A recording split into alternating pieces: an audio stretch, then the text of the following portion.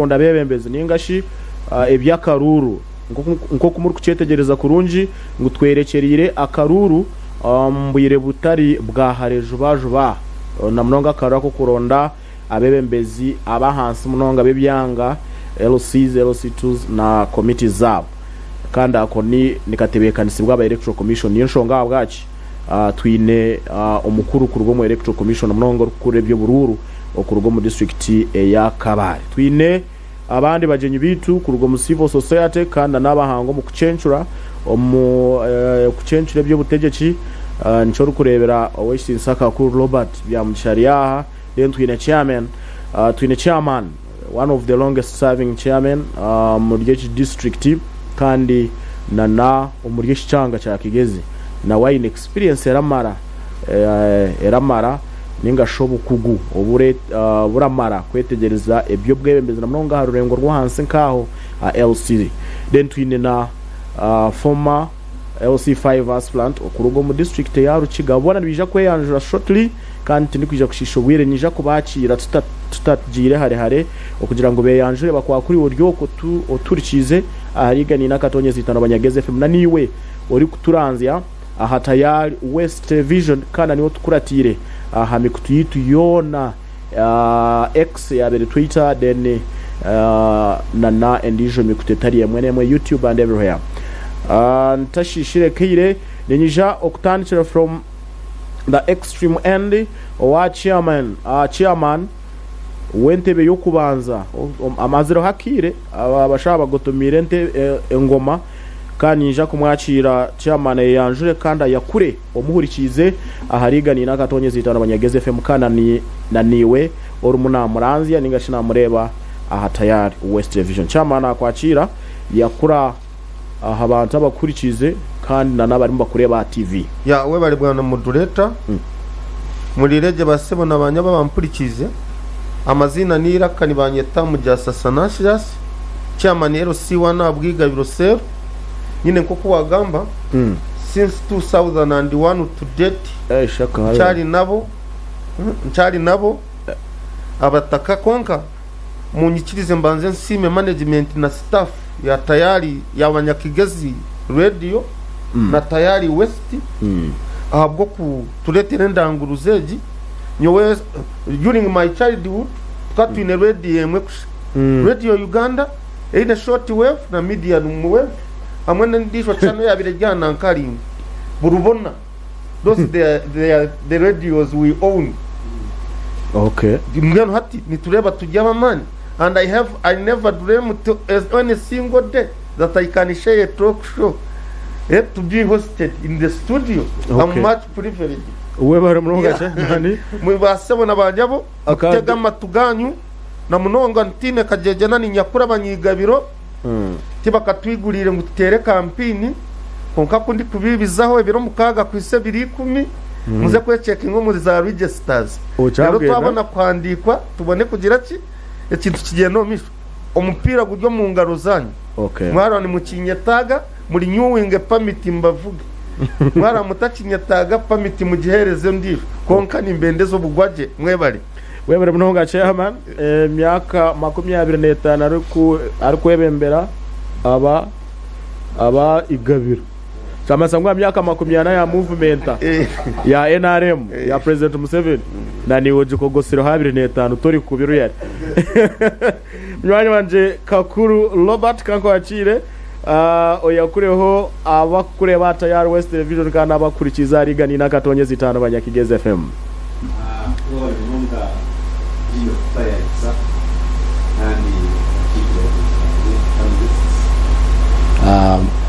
abahurikiza babanyakigezi FM kandi nabari kutureba tayari West TV banyabona baso muri reje abo kuba mufwerirwa abantu banyu mpora kandi nabina barwire muhumure kandi abashimirirwa ibintu kushemererwa mushemererweje mwe n'umuturikize nko kuturaganire tubase kutisa twombeke ihanga ryitu Uganda mwe bari munonga ndugu Robert Kakuru bya mugisha obwe arebe mbere kitongore cha corruption out of Uganda ekitongore kiri ku rwanisa kiri mu kirwanisa ubushumankuzi obusimbire mizo muyanga konka ndagira ngo tibari kubi kandi arimo nashoma degree ya kashatu mu by'ubutegetsi niyo PhD so no muhango mu by'ubutegetsi omukucencure by'ubutegetsi na nobwebembezi hamwe na nobugabe bw'abantu Kanyakire chairman de akaba former vice chairman abwa district ya Rukiga but an aspirant former still abwa district ya Rukiga ndugu Michael kwari kunda mbareba yebare munonga Jimmy kunyakira kandi no kunyeta ngenda kwakora buri bara muntu urikize regiegi kandi uri akutota buri aha tayari wese mbashaba kugira ngo urikize kandi kujora mwabwine ka chance nunga no wakubota kabwine ni mugezeho hajana aharebyo ariko aganiraho mu studio habwa ebereho mu rujyanyu no bwebesirunje abwa Uganda nani hanga bwanje kandi kangira amasiko ngo kuja kugenda hamwe tuganire hamwe turebe twakubasa kuteka hita fire ahakombe ka Uganda y'ibyo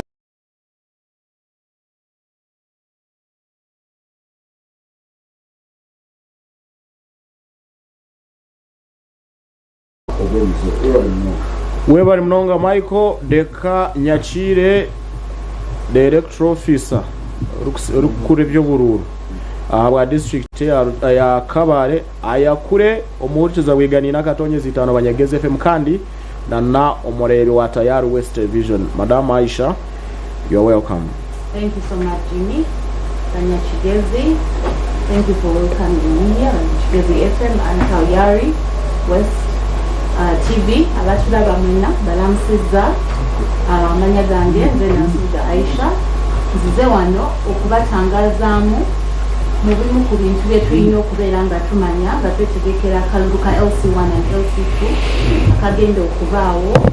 mu mwezi akatandise dde okubeera nga tukategeka so neyazizanyo okumpa eno opportunity kubanga ddala abantu balina okumanya kyekigenda amaaso ebyokulonda biyimiridde bitya and how prepared are we as electoral commissioner. I thank you. Thank you very much. And webari mnonga Aisha ahabwa kwijana no kugira ngo gice washobora abantu aha ebyo bururu kandi tutine kubanganisa nho turatandikire cyo kubanza nitwenda otutere mechishani umudakikancha about 2 minutes otutere mechishani you draw us a picture for people to understand what actually is expected ahead iturukuza kuza mu karuru kandi kindi utushobore umurya ku karuru how prepared are you as electoral commission because abantu bagira ngo they have not seen you in the field to do the civic work like you should have done and therefore they expect you to have done or to have really met them and took them through what is expected of them but it looks as if tumukashyireyo. Can you tell us mwasyahe kandi ako akaru karamunikija ubwire bwa jenzire? Today is the 4th. Abaturiza n'abaturaba nzamo balansa manya banze nacu Aisha turning officer stroke district election administrator wa Kabale kumachagano azokeno batangaza electoral commission na amateka kwetanguza era ndagala basigeza kino okubera preparing for the election the LC1 LC2 tekizenga accident chiri musemateka first and foremost kino kino kurane administrative unit yewandise ebyalo Kabale mu district ebyalo igwanga lero kwaliza wamu isoka chabyo nabo kenda mu local government act cap 138 no genda mu section 47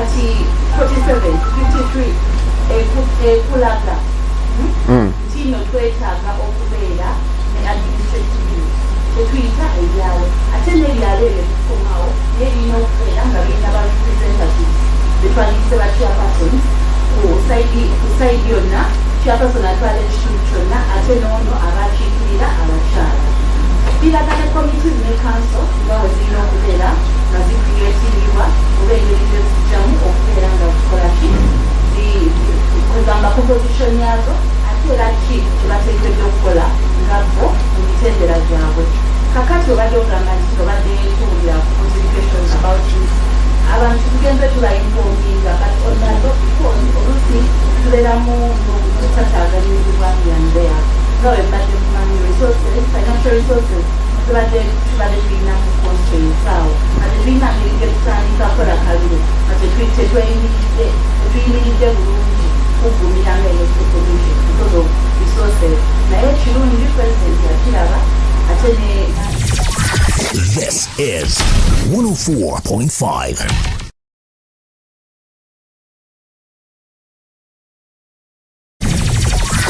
This is 104.5.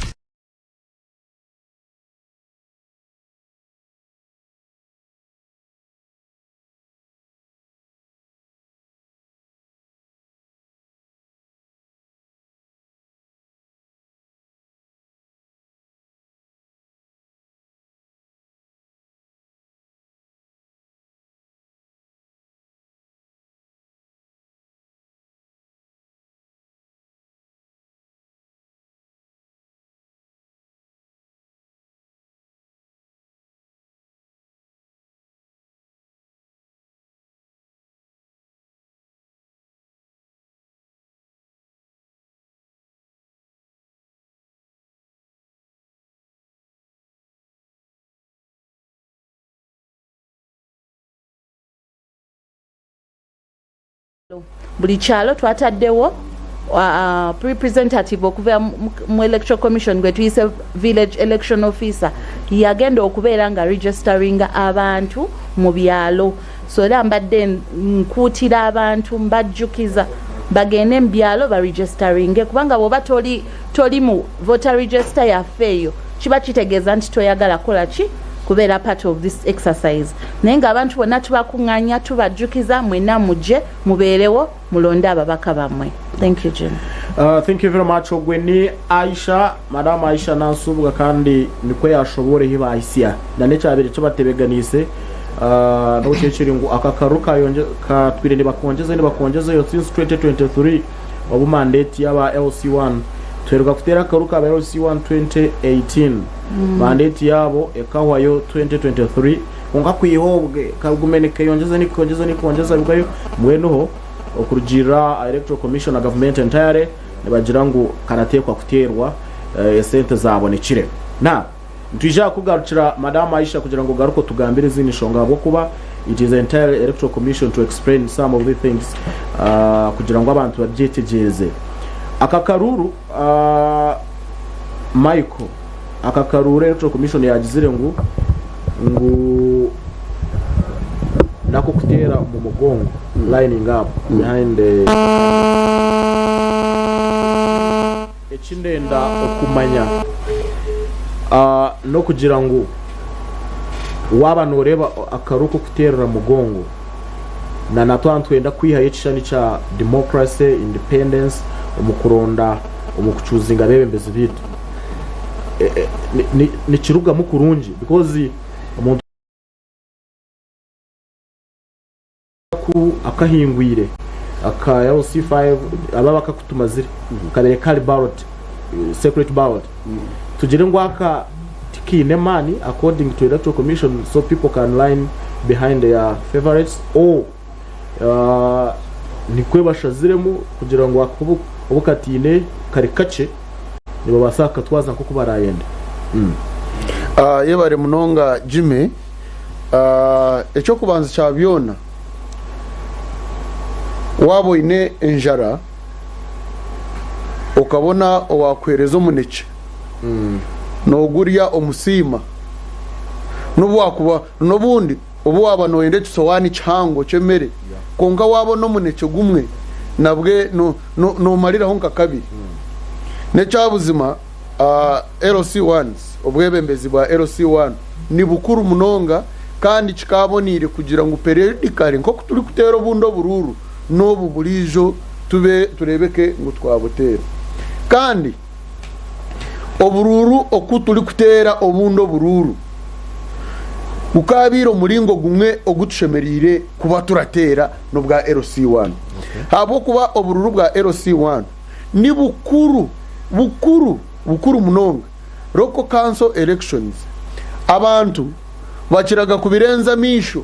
habo kugira ngo bwiro bwinji obururu hati tukagenda twabushisha twabukora commercialized abantu bakamanyire bye sente nico ri kurebera kuba kumara kutera karuka president naka member wa parliament obu bwa hansi obwa roko LC5 LC3 LC2 and 1 tana pe banchi na no mwete guba muke na nechiba kweta vibe abante birebe nayo ebanche munonga konkobwe nibwe bururu bukuru munonga abwo kuba noba noronda abebembezi abacharo aboli kuza kutura nabo ko kureba kuri abakuja ngo services ngo getting closer to the people ngo kuzigiza hihi nabantu abebembeza aba bacharo abo nibo bebembeza boli kuza kuba notura nabo mwene utakayikire aha okuturatera karuru ninyenda kubashaba iwibara muntu ori kutureba tayari west ningo ulikize banyakigezi FM akaruru ka chairman LC1 okejumbire mu munonga okejumbire mu munonga habwo kubogwe no mwebembezi owori kutura nawe aha charo wo kuyamba aha mbera za charo oraza kuronda LC5 nango bundo tamubona oraza kuronda na member wa parliament we no kumubona we toka mubone simu bakabazi kwata turyo mu bururu hata binji ninjira mwatanikire kuchurira ngiye nogo wacharo utambara nebigero kazo weye ogori kwijo wanyo muka owawo muka kuza omushonga zani ogori kusayiningira ahandagano waba noza kuguza kabira kawe ningori kugura hati ndiro mu cyaro nyo mwazo cyamanero si wano witabire naje ngo hati abariyo no kuza kucinjira embuzi nente ahabwejo na ababo nibo bebembezi bacyaro ninyenda kubashaba ngo mwejumbire omumwete gwa electoral commission kuronda abebembezi banyu nitutwaro bwire tutatiro bwo bururu mwene hato butwabwino mugisha bwo kutera akakaruru nyabura utakaka kwatijaga omuntu abirali chairman wanyu atungira kisanja kiri kusinga necha abandi batwirene batunga ba MPs na nabandi so hatiya oyine obwire buri kumara omurebire kiri kumara mwene hatiya wamutira munzani wamanyire kandi aba LC1 nibamanya bebembezi wabo otakagira mu mujasogwe myaka 25 ajikunkumwire by accident abataka nibamanya abantu babo nibamanya ngo mujasa inamazima nibamanya ngo mujasa inebishuba abataka abo nabantu bari kutura nabo mwenu nabashaba nabeshengereza murondo mwebembezi okumura murondo we nakonka murondo mwebembezi oyina mazima omuri kwesiga ari kubasa kubakorera ebyo muri kwenda ako mugongo ninga katari ko mugongo mwena mateka uganije gashaba mutukabire nitutera karuru kari secret ballot kuruga LC1 kutemba yiguru kongane eshuba ebahereza na nobugabe aba electoral commission kugira ngo kurugirira okwembera eri kuberi muteza karuru omuburyo oburibwe obu free and fair mwe no kutera line ne cyabuzima tubitwiremu nitubimanya nebibi byabwo nitubimanya akaruraka ako mugongo kinemu problems especially eziri kufueringa hatred kugira ngo umuntu naza kureba ngo umujasi mazima tinamu obundi mujasi nawe yarabiremu abantu turi kushanisa mitima omukureberera abantu beye omukwebiragiro ninga no mukushare mishango obundo shangata abafeya abo kugira ngo ngoriya tarakugire omugongo mwena kakaruru aha burungi tikobire kashemerire kuba nikaterwa omunjerejo konga mwene mukatera muzo murayini babara fere abantu bona bari kureba results zishobora barangirira ni wari kukireba ngukwe buzima abantu bakuza omugongo konga katwiyaho bugabobwe obwa secrecy obwa confidentiality omuntu riyari agumana amanya ngo nobundi chairman kongori atarampi ngukura jangu angutanyenda ngutora mureba mutanyendaga mwenu kituma hazaho ako kantu kace ko bireka tashemerire kuba nikabaho tukashabira kandi reason iyi electoral commission eri kwanangwa eyamani ne ya finances konka government yiteje nayo teri ku prioritizinga ntabwo kuba kuronda bebembezi naco ne kintu kikuru wareba kandi aba bakakuru baturani bayomba hatiya nangwa half a blade is better than none at all bajira batandikira kukwatamu aba corruption kungeze zituraho bari kubagambira kubisha abantu kanibibese bishika bazibire hari imwe tuburi kwareba aba electoral commission baturani bataka muduhereza sente tukonducting ngoburu bahayo budget yabo babahereza kota ya budget kandi no yenda nitwenda ngo bakore ibyo ebashemere kubane bakora ki ngeno tukashabire ngo na government abaciri kwataho bateho buryo bw'amani kurebeka ngo akashoro kito mu bucyo bwako twakatayo nabo bakakwateje ko bashemere kubane bakora ki bashemere kubane bakwate nizakugarukira chairman Michael Mbareba kugira ngo yongereho ninja okuza wa kakuru Robert ecyo kubanza kakuru ndenda utushobore no bukirabe kiri ngo tuyino mugisha gw'amani ahabwa okugira ngo akarumwe ntukaza kubaho ba mujasi bategece ekisanja cy'imyaka 8 ati ayika 8 abo babyo kugira ngo bahindure mu constitution ngo ekisanja zimushanje byo tubarabyenda because akakukarabeho inombura ari kugira ngo akatwayirwa kakabaho be kwategera abasa no kugwa mu babone kakaremire ngumwe nakandi no buriti so noreba ngo so ntwenda kumanya kakuru okuguma echo kubanza ne bongeza yakaruru imwe ni mu kusinga yo kudiringa ne bya accountability issues to do with corruption here and there okuguma ni kongeze bwayo nari okugira ngo hatiya no bukayikire ngo kabaho katererwa umugongo ekituri kwenda utugambiro systematemere okurwa line yera byetegerezamo twazo mu nshonga ya accountability aba bantu baraba barkwa accountingira ki akuba they were given a mandate of 5 years ejo ya kiyawa bayongezayo mwe ntwenda kumanya okongeza yakaruru guma barongezayo ni kiteganisa bata the issue of accountability kandi nano kukaterera mugongo still ho hineho areba anything to do with corruption ninga tichine nshonga ahari imwe nobare dime kandi hamwe abamara genzi banje ikibuzo cyawe Jime nekintu kikuru omukinte kitureta ngo ni democratic governance kushanga ngo ensi yona turebemberwe biragiro ebirereka koku systems leadership systems zirabaho kugira ngo abebembezi babase kututwaraje omukuthereza obuhereza ningashi okumekinga shwa ngo abantu babasa kwikwaho services barabashimire kwa baratunga ni chance yona orarebera kora ekitureta ngo ni international legal framework ezirereka ngo ensi ezo zaza kukura zishimye kwa ziragendera omubiragire bine especially ebiragiro bikwatire na democracy nitwe Uganda ebiragiro byamara kuba umunsi yona nitwe Uganda baragira ngo tukore ibyitu biragiro imwe abebembezi banyu muri ryabaronda muta bari barakora ki muri murabaronda buri ryari mbwene cyo kuronda abebembezi abampurikiza nabari kutureba hatayari TV nekintu kikuru munonga umubye ntunguka yihanga umurye ntunguka yebyaro byitu n'entunguka yensiyone so nico orahurira turagira ngo orabasa kuremwa gukora kindi cyona konka oku turi kuza kuronda bebembezi ningo kutumazire kuronda bebembezi bitu ba Uganda kurugari president mpaka okuhikari ba councillors bitu hati turi kuza kuronda LC1 and LC2 twene ryizoba tushemire kwa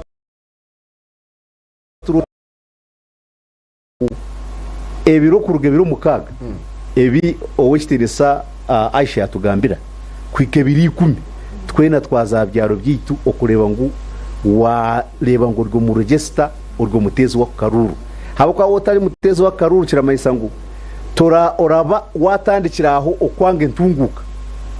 wabutine bwebembezi entunguka nayo eraburabura aho kweretine bo kubicikira then 2008 Electoral Commission ekagira ngo nibwe turya tera karuru aza bagira ngo kugira ngo kurugira you see omurujungu ari turagira ngo you cut your cloth according you cut your coat according to the cloth you have keji koti ya mayu bakagishara bati habo kuba ubundi rugo rubaye bindi ninga niyo size yo haya niyo size yambaleo so itwe Uganda abaturikize turi bamwe amahanga agacakura azagentaska yitu naye takabonire mbweno bwe takabonire twine kugabura ebyentasa yitu nko kubiri turabigabura omubyamagara ebyo bwegese ebyo kuronda bebembezi byona nko kubiri mwene ko kutumazire okutunga budget yitu yihanga baratugaburira now bagira ngo Electoral Commission kugira ngo muronde obwembezi bwa LC1 and LC2 twabahereza billion ezinezi mwiroko muze kuronda bebembezi konka billion ezo wazihurira baza kuzisharamu kuronda babara tuteza karuru kuronda byo kukozesa kuronda ki ezo billion omu Uganda azo kaza kuteza omu Uganda jime hamwe n'abaturikize twine byaro abirahika 71,000 ebyaro ebyo waza kubisa bo buhereza oraboretenga ebyo kukozesa byinji munonga so now ahabwachi obururu bwa LC1 itwe tutwire turagamba munonga nangwa turagambira government abamwe bagira ngo atimwe abasivo society imwe bakakuru muri opposition habo turagira ngo habwachi tureta ngo obururu ensi zona ezara kuzire zaza kugira mani ziratandikira ari tureta ngo ni household administration eka yanje eka yawe ishe w'umwana ishe wa family ninga omuzire yawe mu family omubyo bwebembeze family tine head boy twejime ningere yerbe tine munyire tine head girl tine captain eraba waba abana koko muratwazibwa mutatwire mu kugira ngo mwereke mu family administration then zo families zizahabyaro byone namwe no wazacyaro kashange cyaro kijabire kitatungukire umanye ngo namakaga cyo gajabirire aza bari kunde bati naje mama kaganyu kuko ndi kwereka waza nkacyaro kuzika ningo mu mbaga ninga ha mukoro gwera okashanga ecyaro nico kitine muhanda guharagase ecyaro nico cine abana baragenda barashisha umuroje go muhanda kushisha mwakucenga twa mu rukiga turakita ngo nukunya muhanda okazo mu cyaro okashanga ecyaro nico atarimu aho kushesha urena ko kushesha ninga kuza kweyamba ebyaro tibyine kamena okazabyaro okashanga baza kugira ngo chairman LC1 nkamujasa ngo ahereze speech mujasa tat speech tindagibasa ati mwe mugendo mu misho nikirizana nebyo mwagamba byo ngo ningo mujasa taragibasa mureke twete chairman wo kindi cyara we yagigambirira omanye ngo cyo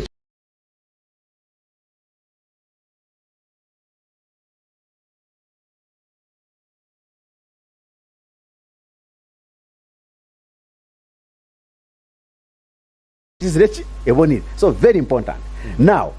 aha kintu cha accountability ekituleta nguni lower local government administration units LC1 LC2 omwame mbaleba yabigamba ati ahabwachi tushemire kuzo mujya ko karuru abwachi byino mugasho itwe government tukatura turagira ngo ebyare nyima abantu ababache ya manero LC1 munywani wanje mwine hano no butuganira gatugana ga TV nyati mujasi ekintu cyo kutura habwebembezo bwire buringwa wahezo bwebembezi bwe cyaro cyanyu uratandika cyaro cete cyawe uratandika nebimwe kubyebwe utandike no nabamwe utandike kubagambira kubikokorena haronka chairman wogera wanza nunda kwima speech ndakwima stamp ati woshi ati namwe nutagaruko wanje ebanka estate stamp ajeta nke household asset kandi ubwirye public what asset agira ati haronka chairman akaja ati namwe nyo kuruga hati tinchenda omuntu nomwe ngu ashube okwimuka kare ngo ari kundonda ati nyenda ncanyana nje umuntu w'amani ibwa bashamba atachwa kujo sasa kachesha hina otijo wanje ayi mushawe umukazi yarwana niba barenda kumwita nandi kurwana n'umukazi wanje muramanyeshe zina rwanire nawe naba hino buhereza muramanya buda so aha byaraho twineki tureta ngo ni ekikuru munongani administration of the law ebyaro ebiragiro byone biturakora wawe mucyara Aisha yatugambira ngo twineki tureta ngo ni local government act ejo cap ya 138 eratwereka ko ku ebibyaro byitwa bishemekwe bemberwa kimwe hargebyo no kugira ngo ahacyaraho ekiteta mu transparency and accountability jime cyuwambuza ahacyaro government yagira ngo twakora budget ya 84.39 trillion kandi neyo kutwara enkuto amizi emihanda manyachi amarwariro amashomero ahabyaro baraba aba LC1 nabo nibo twayikachi tureta ngo ni budget execution ninga implementation hamwe no kujevaluating no baje bishoga umwaka je financial ya owita hacharo chitu cyahigabira seru hari government umuhando guyakozire mu niguha kugutarimo irwariro bwitu rya health center 2 hona inakayonjirweho tikarimo hati ahompone ho okwikiririze nkora erayikirira LC1 accountability yona yaba byabintu byaruga eruguru bikahika abantu kugira ngo batungo buhereza so aba nibo baragambira government niyo ni linkage between central government na amwe na communities government nico rabona na president Museveni aza ako kantu nangwa katunjiro max kumarubwire buri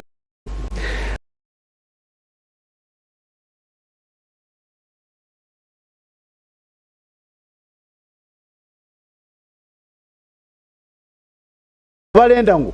ahurira batakabe ya community amaraka gabo nawe garatwazugake konka wabo taronzire chairman abonira ari smart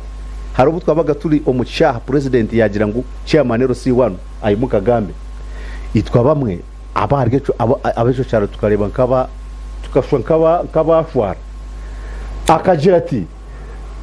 your excellence ebintu byona bibonire na cyaro hona turije twena tubonire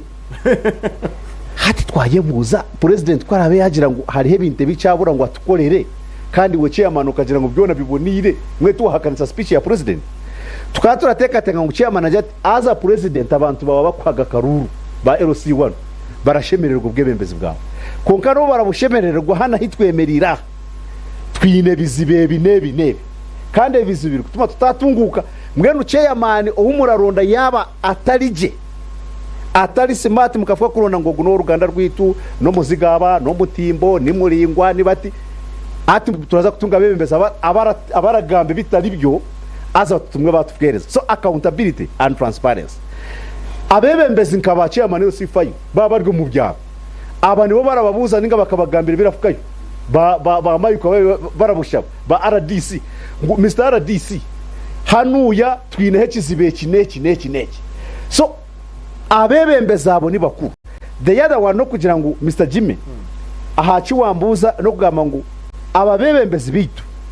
kimwe ha bintu ebibarabe bine no kugira ngo ba promoting ekiteta ngo ni citizens participation in development in ekiteta ngo ni philanthropy development LC1s nibo bareta abahabyaro bakaza gukorezwa twetaga muri burungi bwase konkati yazikarugaho tizi kibagaho nambwe n'ubwo nigo mwamwete baciyamana barateho kumanya ngo habaho burungi bwase habo kubahara turaza kuzika ningo mu mbaga Mr Chairman kace hara abana uramango abantu batangiye no kusigana kuterura umutumbi yes guterurwa becika oshanga bagira ngo ngabo kwategisha nduko ejo nemirimo yabataka ya burungi bwase abo kuri mekituru sebora mangwate kituru abantu batangiye kuramuza abacyaro kuziko umuntu wabo so ebintu nkebyo zo services zona orarango ahizirabera ni aha LC1 kugira ngo abataka mwejumbiremo okuza ecyaro cito the other last one no kugira ngo aba LC1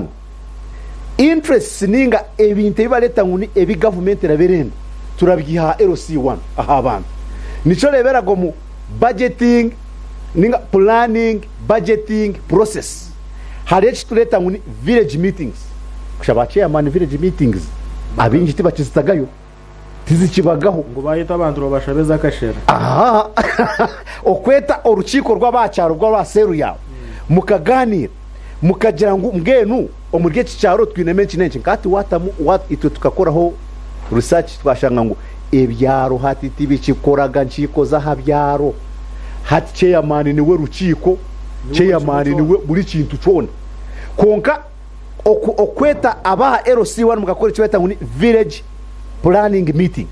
abacyaro bakakora cyeta ngo ni wish list bamare byo bintu ebi barakoreraho bakabikorera cyaro bikahwa ebi batarabasa bakabyohereza LC2 nayo turuza kugiterera karuru LC2 eshemere kubera zo mu bintu ebiri bihangoho aha LC1 ebirasa kuremwa LC1 nayo ekore wish list zabo za development nabo babikwate babita higomborora abwo uraga turaje ngundi sub county budget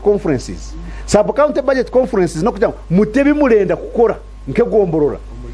omugeje planning then district then tugumizamo naha national nibwo bonaga bashoma ngo baje national district priorities ninga national development priorities zibagazira ruga hasi ngende tutina hasoko ngo abantu bagambe baretenga turaba tutine government nabwo eco bajyabona basaba bari kundeba nabampurikize ebiro 28 electoral commission yabitiro twena actually nabari za Kampala nyoko gira ngo ndi omuntu ngo mu butegeki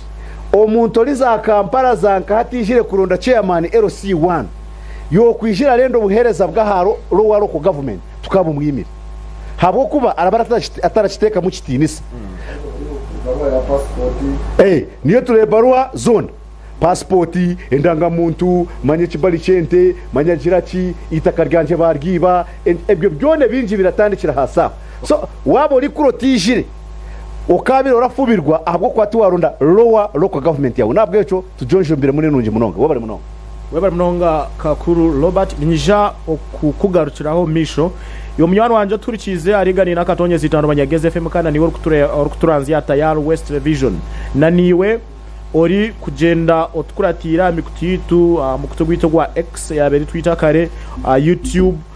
TikTok okuyona otukuratira ndenda kumanyisa ngo aho misho later alone nituyija okwa umugisha okutere simu yawe abatangire kutera amasimu ndabareba konka maratekwa kutegereza hakantu kingana bushabwo kuba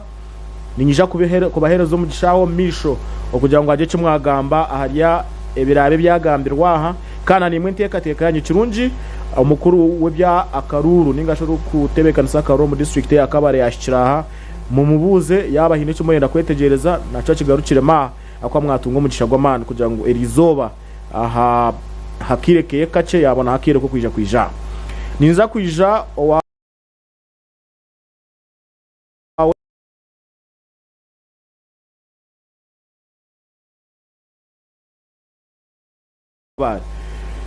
echo kubanza twenda otuterere mekishani ni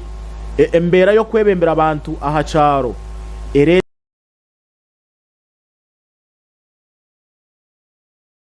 magana 200 magana 5 hene bicaro cina abantu rukaga abantu abo rukuba no rebera ningashino yebembera abahacaro hareta gisatu kugira ngo abantu bayebemberwe hino buremezo mukuraho mukwebembera yo kwebembera abo bantu ekindi akaruru kanye bagizire nkabako mugongo ntwenda tumanye wabanore bako karuru ako mugongo hona nikiya yecishani cyo muntu ukugira ngo arondo warenda ninga hine nko kukarabara abanisam umuntu bakato mugongo hine nko kukarabara abanisam ninga byona biragenda kurungi nakwakira chairman kugira ngo gire utandikiraho mukama wanje ngana modoreta naba kiki bagenzi banje bimwe basebona abanyaba baturikize umurundo gundi nimbakira muturikize wabuze kibuzo kirungi munonga ati roro ya chairman ningo murimo gwa chairman he should be the first of the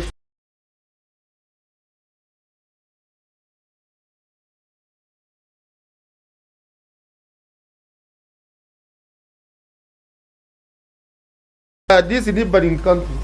ni kuko uri kubona yaba n'abanyarwanda bahinguzi harimo natambura ushomera ko yine capacity yo kubasa kumuraza ninga ukagira ubuyambo bwamuhereza concerne jonjijo ushanga owaburwa aho kurara ari kuze safari ningo reba ko wakwatagana n'aba security kureba ko mwayambo mu nto then emirimo iyo ni mingi then wambuza echakaruru ko mu mugongo nyowe on my side karismati tikari kutwara bwire nikawajuba kandi ebe bintu byo kuna noranka 1986 after takeover ya NRA tukagiraho ubururu bwo mu mugongo ubwo twani tuzeta resistance councils RC urubwa RC1 RC2 RC3 RC4 abo nibo ba meya na council na RC5 twagiraho nakubeni betaka NRC National Resistance Council barunda ba members bo kuzo mu parliament by then konka twani tubeta ba NRC nabwe bukatererwa mu mugongo kandi bwagendaje babananka barugunda na ba mucyarankwasibwe bakamunondera district Makanga ukuba rugunda ayisimbire na kitariko bamurondera mu stadium now niyo bo mu machachi muri kuronda ba church weddings nazo it is part of headship nibereza ya nemikono bakorati kokatuma life ya movinga normally so iwe no manya chairman wawe yaba kutwarize kubi harakantu kamwe kusesiriyo gwaro yaburize one time umugenzi at if you are in the right, why are you fearing darkness? One man kutwarize kubi, it is your right. Arakaru kunarebireho wita omuntu akaba ari hakanisa kansara abitire mamani konka kansara kuyasinjire nahiko we nashangari wari kugabura ubushera wa kansara ubushera ari kugaburira akashera ka Victory ari kugaburira abantu mwenu ogwe sometimes you will be risking nabasakuta muno butwa supporters babagireki abamare so wari wangutinka abahereza mugireki bakurugeho mundugeho konka ebimwani mugamba nyine mwamika kuru yagamba bottom top planning twa bari kugeta kutandikira hariwe yeso hati challenge zaitu atungire ezo za village meetings turi kunanka ebikwatikine na kunanka priorities neti byo na development okwiha kubuhurikiza abantu bari kwetaga timu customer omwaka gumwe ogwa kabiri ogwa kashato gwa kana ori kubetaza bakareba ati nekikozirwe you will be challenged kuwa twesire buri ecyakozirwe niki noronda answers zigira ki zange kuboneka rero program emwe yabere ninungi kandi yisire bintu ne ya nadis ekeri message nyingi buri kuzo mu meeting babashashure senti rero kwa mazire hazona 25% hatwa kweta nk'abato tubuje mukore burungi bwa ngwaha ngo ine 25% ugendo gira ki kandi umwe no kuba hetagizire hayo itari no sho kuyanimba chairman isebere kubetungirwe emirundi eshatu ko omyaka 25 emirundi eshatu ziragwa nkane yaho obumwe ani nsima omwami Louis Baziracha ezo kubanza eza 25% nito abantu bo kubanza ninjira mu municipality kubanza kugure gomborore yitu tukagura umwanya tukarugo mu kurentinga tukikirizana nawe eyo kubere 25% yatugurira mechombe ko Southern Division ubwo twani tupangiso mwa ari Karama we mwene kizakozire nikirebeka aho titwine shonga konka hine na hate obuzitakagira ki obuzitakaboneka so kachi tuziheruka tuziheruka ya ninga hato mwa wabwine nobona ho ya no to station like that nangwa now we are modern hati nitkoze sahede papers we are no longer roko hati mwatungukira ari na court of amaro eri hona kagamba higuru office of the chairperson LC1 yabo muntu wamani Okay. munonga ye yaza nko wa chief bari kuza kwemerera umuntu najya really this is the chairman and authenticator yaragayo yakwika. Okay. Muhero solidarity so and so. Yeah. Chairman nija kurara nakugarukiraho mission twija okukwata mukinga nabusha tuzeho mu butuma bw'abashubuzi shortly then kuturarigeyo twija garuka no yatweyongeze Aisha atugambire binde byinaka kwate no kutebekanisa karuru n'ibyakaruru na nentebekanisa yaba bimwe bivuze biri kwetagwa kumbuza kandi naija okuba nabigaruka mu kimwa kindi ndaitalon nitwija kugumiza mnyine tugumizemu tugaruke tweyongeze kakuru Robert na Michael na chairman gaini then tubone okuza kwakira abatezi besimu nyabura we hurikizigani nakatonye zitano banyakigeze FM otatoro kuno birungi biryaha kandi byo kubuza ebyo leta kugira ngo yetegereze umuri yakaruru biryaha nyabura otatoro kuno koraza kuferwa byinji abo kugambira bashikira kandi otarugaho kanze ukacomba utuma bw'abashubuzi tugaruke.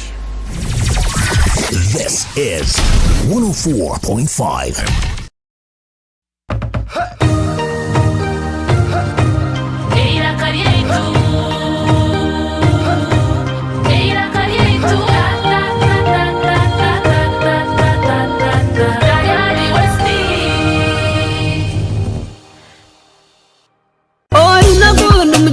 Shongozi witke mukiza yaturetera guno mugisha mega ronchi sande ye 2012 kwezi kwa mushanjo mwakovu ahari university in Mbarara ashagatirwa beshongozi bamani nkabetu mu wanguzi okurya Kampala Zion Kwaya Lilian Nabasa Nora Nankunda Best Emily Disan Kato Julius Muhozi Bingana Joffrey Reverend Katunzi Kachaina Media nabandi binji ebyo kuzanisa by'abana okutahamu manya batoni shirinje 15 abakuru no mutwaro VIP ne mutwari 10 family table emutwaro 50 silver table miliyoni 1 golden table miliyoni 2 ebiri kukiraho tera noto mushanjo noto 3 anani 5 shanjo na mukaga 16 bishagikirwe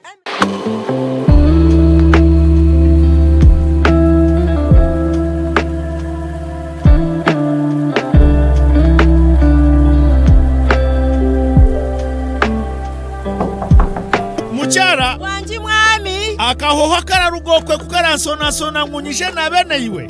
hati turakozesa sabundi za wandazi it is okay ndebire wanyirira n'abana batakeyagura kambanjurire esabundi za wandazi zirime birungo byo muhendo okuhumuraje no kuhwero kumaraho burwire bwo mubiri okananuka okanyirira aba wandazi beine wandazi medicated soap nerwaniso bukoko aha mubiri beine wandazi herbal soap ibyo kweyaguzo rugusyo wacha wewe beine wandazi baby soap ejineri ndaje mibiri y'abana ejikwata mememe aba wandazi beine wandazi black soap okuchencho burofwa mu mibiri okasigarura bobera aba hoteli na guest houses mutwarira abajenyi banyu wandazi guest soap eina kahoho karungi esabuni za wandazi ziryo mu maduka gono mwihanga omu retail na wholesale zikakakasibwa na UNBS abo byo mutindo abariko no mbwinji tere simu noti 383 gura hati Wonders, always wonderful. In the neighborhood, near stagnant water and mosquito breeding sites, malaria lurks, always waiting to strike.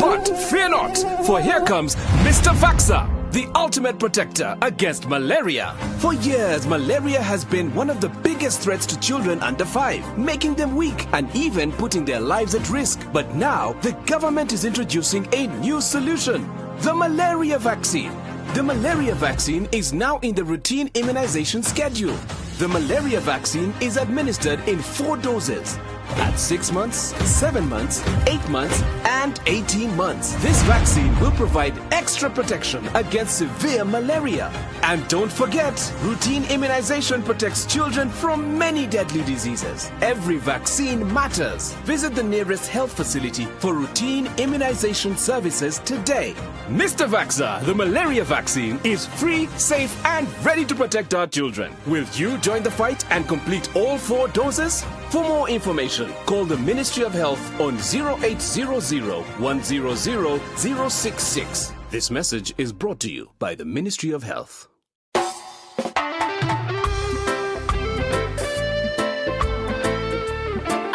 Cover music. This one's for the friends out there. Hi Fireflies, this is a shower music straight out of Cavalle. I am inviting you for my concert, which is going to be on 10th July. It's a Friday and you have no excuse. We'll be a National Theatre, chilling and jamming to Mental Break EP and Fireflies album. Come and let's have a blast. Entrance is only 50,000 and 150K for those who will also want merchandise. I love you. See you soon. Mwah. You're my friend. I'm your friend. You're my friend. I'm your friend.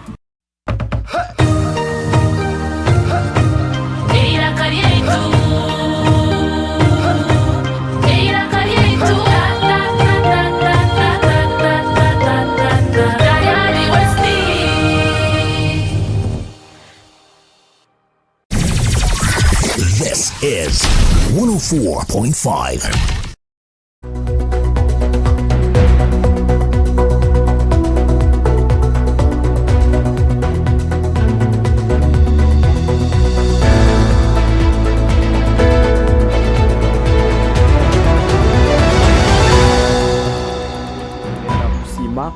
kandi kinna no kutabaruseyo ko mukahumuro ka abatuma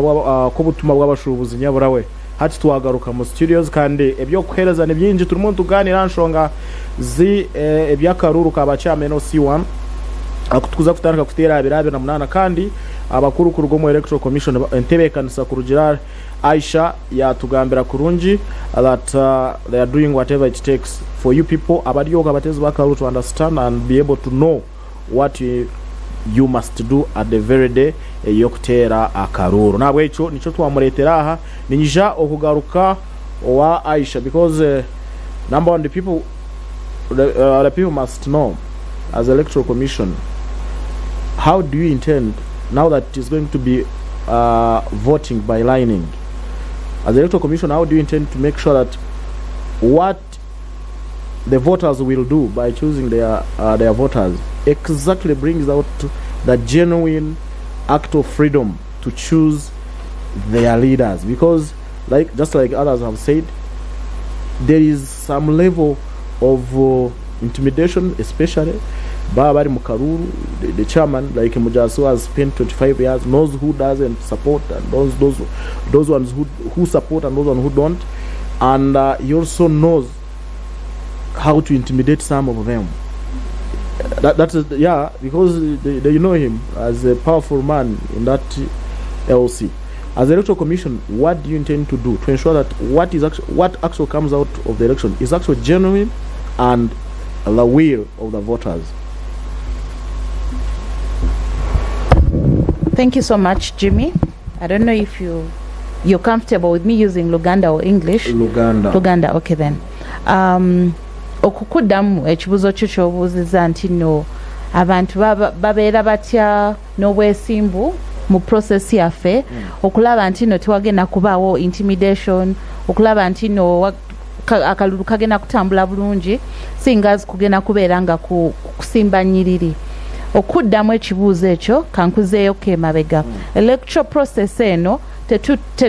after registration tetugenda directly ne tutandika kola ki kubeera nga tugenda mu kalulu nedda. Tuyina emitendera gye tugenderako. We tunava mu registration tugenda kola display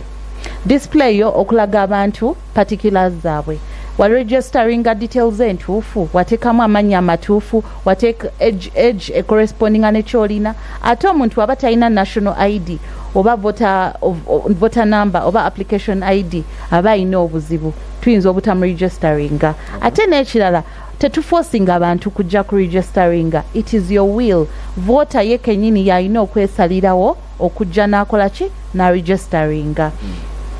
Ekirala bwe tuva ku ekyo tugenda kola nominations. Buli omu yenna much as it's lining up tugenda genda mu nominations. Ba candidates abalina interest bayite mu nomination process ojuzemu empapula na biki byonna byolina okujuzaamu. Then tumalawo tugende mu polling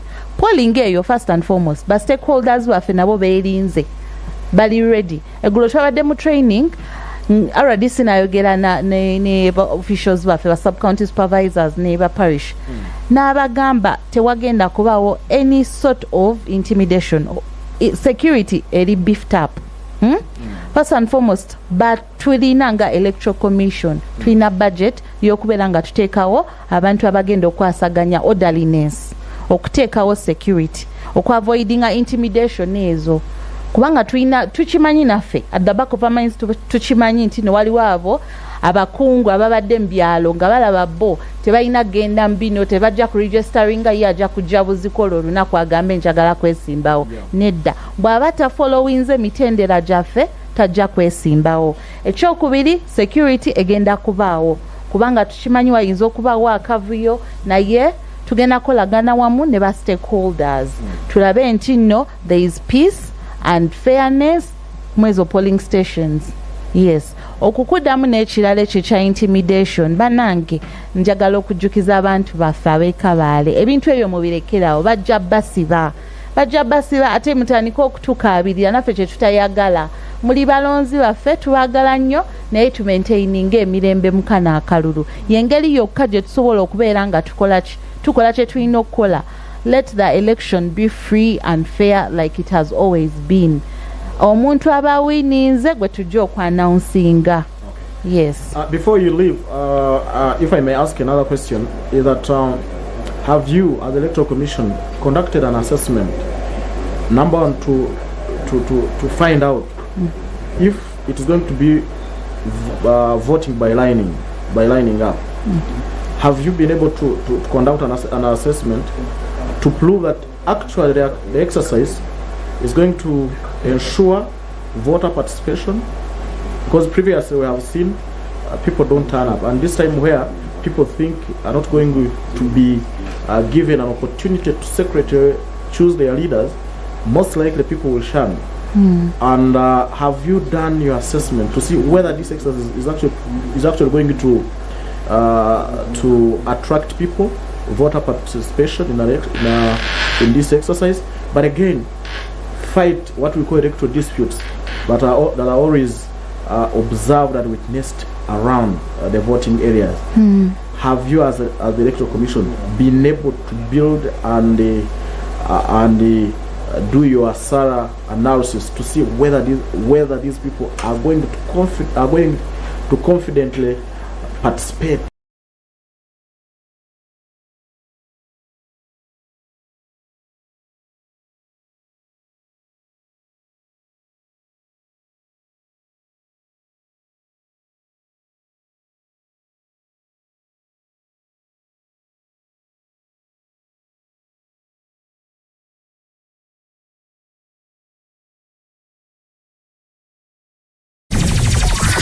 This is 104.5.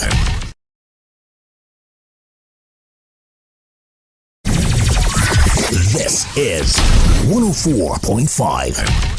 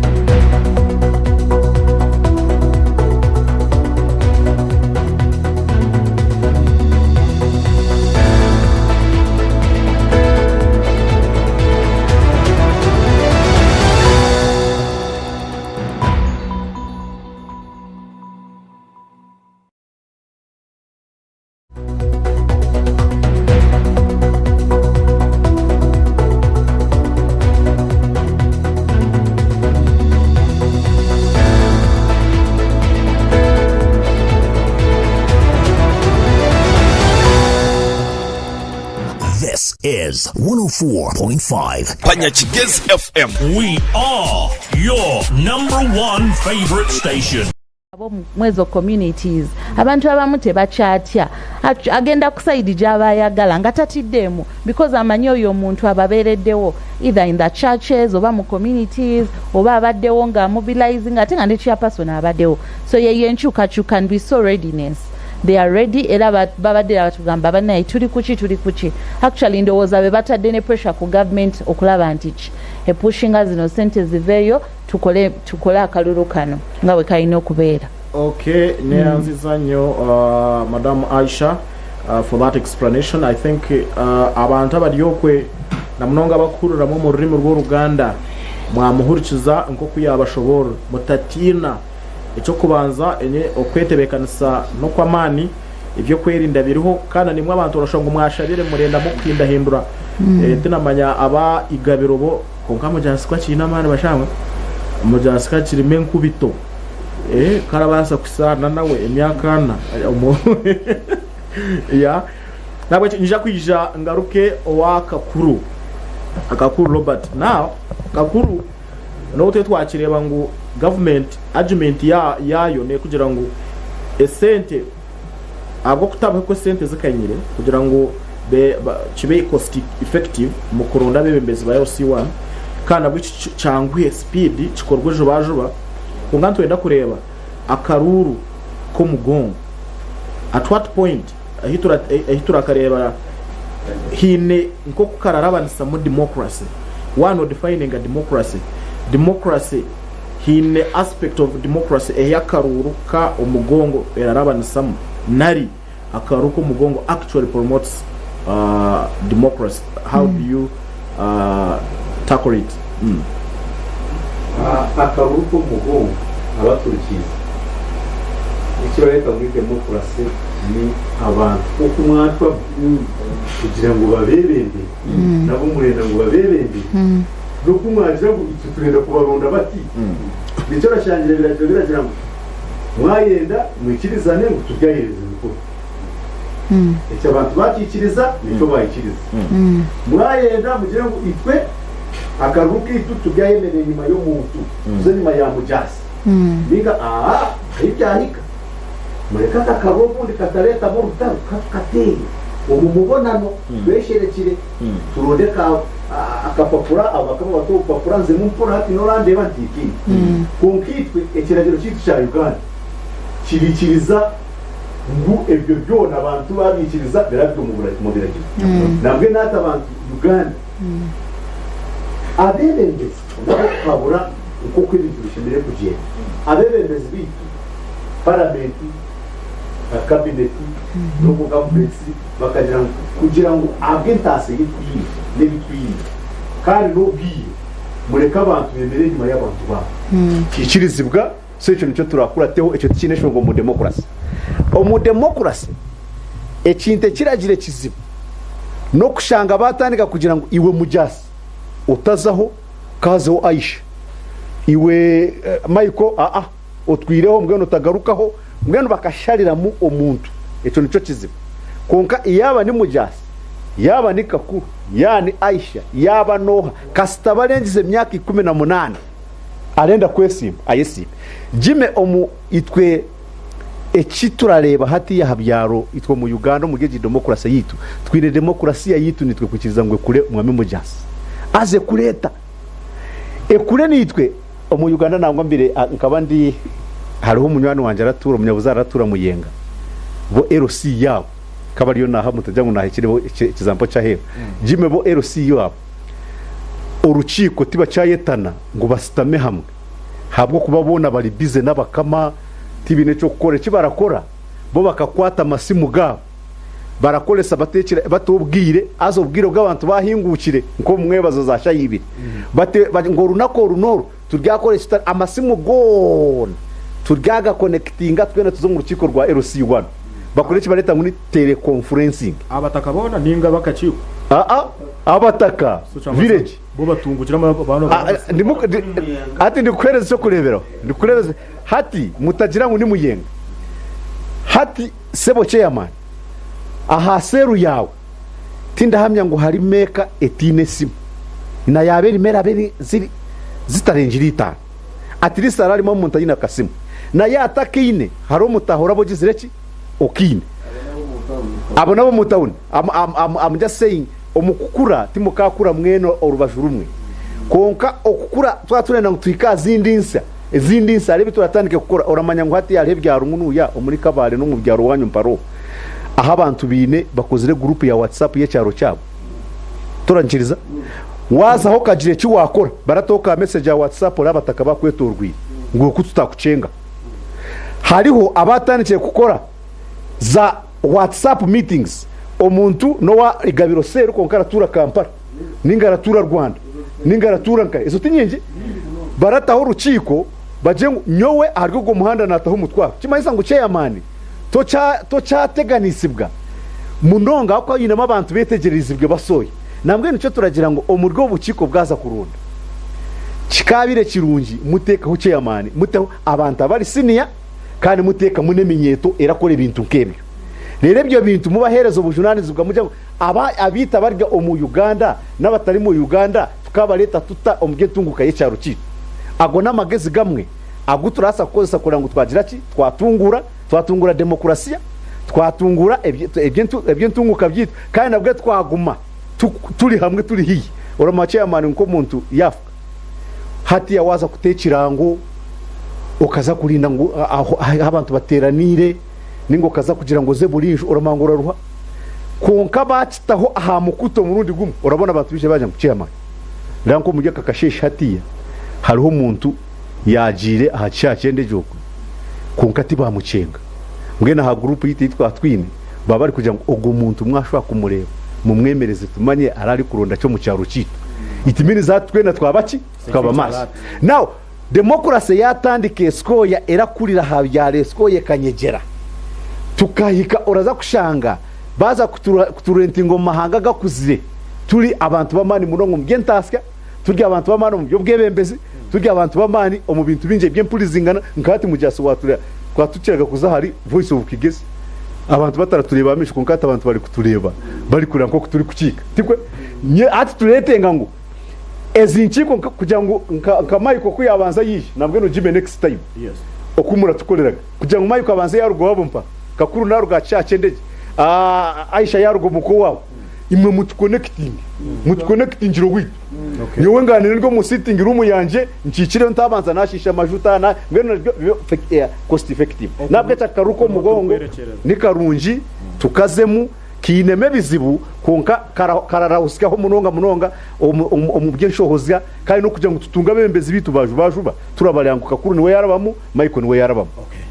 webara munonga Robert Kakuru ahabwa okutushoborosyo kandi ebyashobora nibikuru imwe nabaryokwe nanako gambire ngo wahirirwe akarimi ka radio yawe kakakwato murigani nakatonyeza 5 Banyakigezi FM na decoder yawe kakwata tayal West TV nyabura we yiciciro tatoro kunuko abo kwa wajiro tuno ija okuraba namu oshange ibintu birungi na no kuganira kurungi kwakurabaho nyabura we otatoro kunuko ebirungi twabishikiza yecicikerekanywani twabibwine ninyija okugaruka owesire Michael now obwe turijirira kwakira abari amasimu mutweyo obudakika buke about 10 minutes then twiza tubakire obwe turi kuyirira kuhendera program yitasha 5 nedakika 5 now Michael twantona kumanya now katugire ngo all is going to be well omukaro kutwaza kutera akokorona bembezi bitu ababyaro aba LC1 what do you expect ningashi okabe no yetaga ngo over the next decades ningashi ndijo myaka 5 turabahereze abatezi bakaruru ningashi 10 kurije bwiro baramaro ni noyenda kureba chaniki cyaba chairman LC1 this time around and if ningashi kwakubire hariho okutaho empinda hinduka what are those few reforms you could suggest ningashi ebishemere kubane bihinda hindurwamo kugira ngo ubwembezi bwa chairman LC1 next time batarabureba nko bwembezi bwa hansi mwene buhibwe kitindisa nabana batebekana sakaro the national election akaba MPs na chairman LC5 nabana mwe nabo batekatiye ko bamanye ngo ubu bwebembeze ngo bwemeze bamana actually bene uko babanza tutakatira ka president bamanye ngo the first president utwini ari ya LC1. What are those specific reforms that you think you can suggest for government to undertake if actually we need to see perfect leadership in the next 5 years or decade? Mwenu kandi wakiretaje ntwire nyine okwetombwito mu planning ya multi-party system kakuru kandi nimwe abacici bagenzi banje obururu babutandikiraga ha LC1 kato bwo rareba ba flag bearers ba NRM bakabaronda kare aba NRM yes and all parties aba LC1 yes no batandikiraga barakora structuring baratemba higuru konga parties kuzira mara now government yo ya rakora planning rapportizing etandikiraga nkahe ahiguru which in my view is very wrong. Botandikira processes your process eshemere kuba nko kuyatandika with the multi-party system electioneering niko twobire tura cleaning up kuruga hansi turatemba nkahe ahiguru nangwa ekirija kikaba kibi at the end of the day na bale abahigura bitu bagaturondire at the top ba influencingaga na decisions zabito baronda abahansi. So for starters nyowe echo ndebaga kigwire mushohoze konga twobire turonzire abahansi hobwe cyo yanguhire abo abayiguru to move systematically with the leadership eya hansi barakora leadership eya higuru. So nyowe ejo njetaga era tu kakuru kandi n'abacici bagenzi banje mujasi ndito tukasetinga ho president imbi ka government ya Uganda yo kugumaga turazanira habiragiru turabihindura kurugirira convenience ningashi okutwateka teka hogira ngo biragiye byitu bibaga makakare turemeraho obururo bugobire burategwa konga kuturagira tuti bahinduramo the minister has authority kuongezayo aba LC1 minister wa local government habo kubebiragiro byitu tukabihereza a lot of samurakuna barabibendinga munonga as none batekateka konga ujya ngo turemeragaho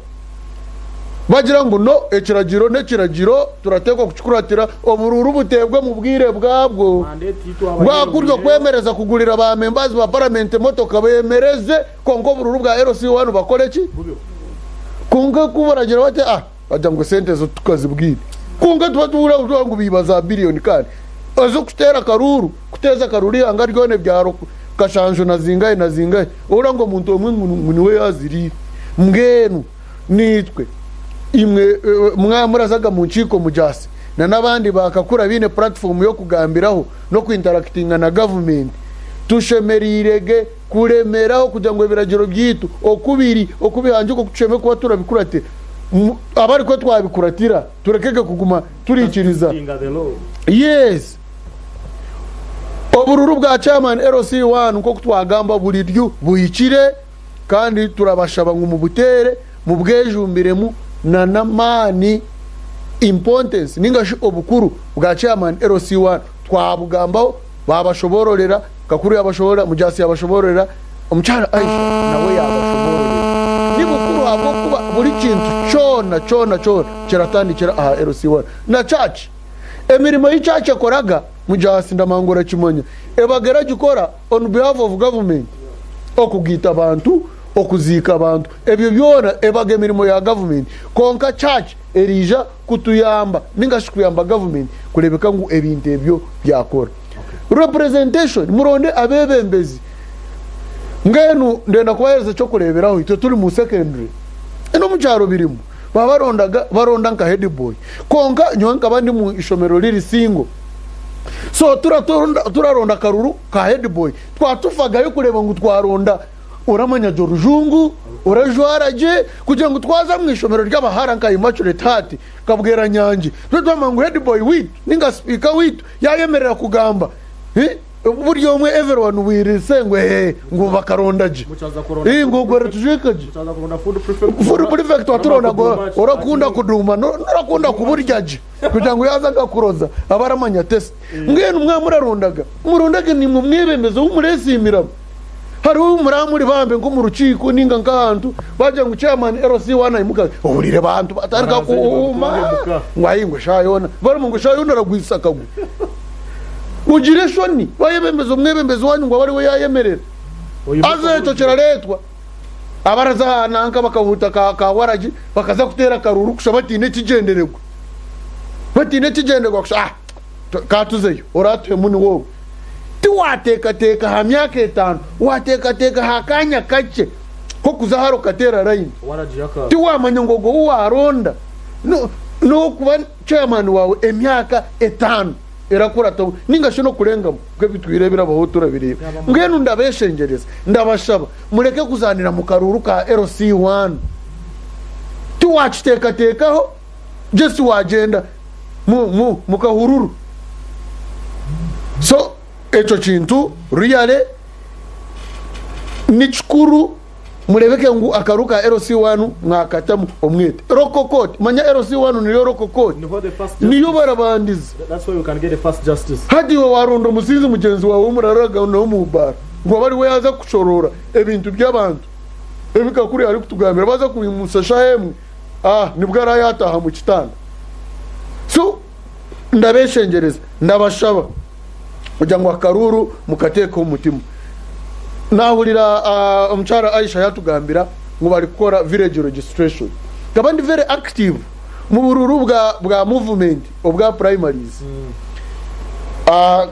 nkaba ahiba akaterire akamemba wa parliament nkabandi yo kuside zo mu Rwanda bufundi nyowe nkahikaho nashanga bakagira ngo no following a register strictly wabira tari mu register tarakozere ki tarakati so kutwayikireho batandika kushoma mwana ababire barya heru ababire bataregisteringe bakaba barasinga abatahire mu karwingi bakabatira akagoyi obwinji mwenu omchara Aisha yabeta abakabari nabanda batulire muri Kigezi na Uganda yona muze kuparticipatinga muze kuregisteringa kugira ngo akaruru kayika niwe otaborajo tunywe banzibira kandi obundi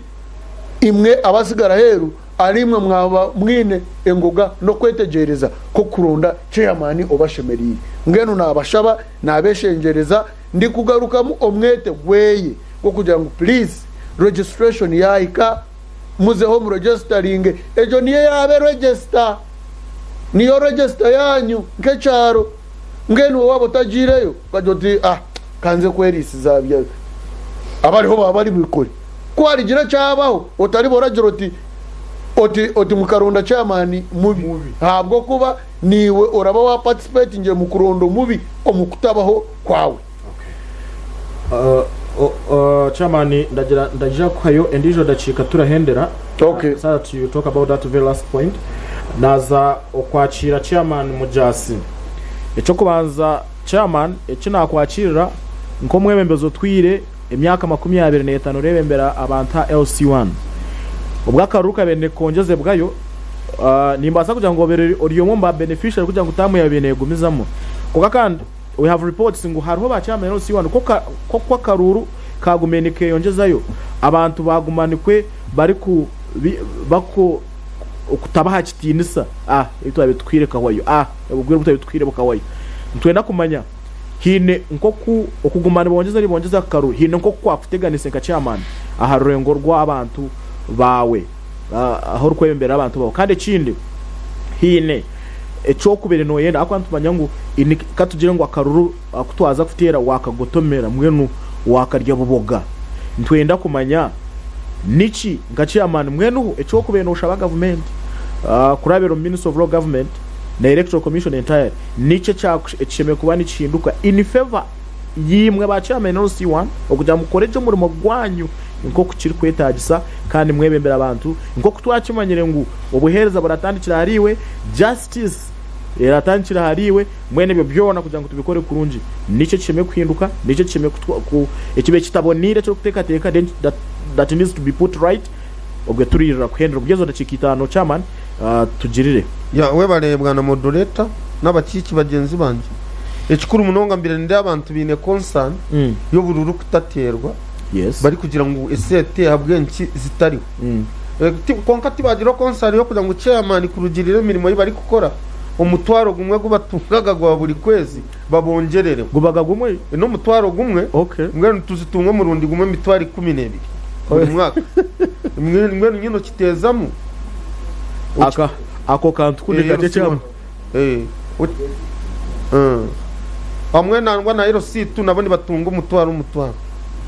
nico shonga bwaci stamp ebay eravaringa because inongezere ngo Kampala chama rero si 11 unagogura ka prot ni kiru when 10% wandu bagura prot ya miliyoni igana no kubaza mutenda atarukoze nahandi mbona tiko bari kushaba percent konka kunu ni bashaba 1% wareba ni kirugirira so chama saranga bari kukora nshobe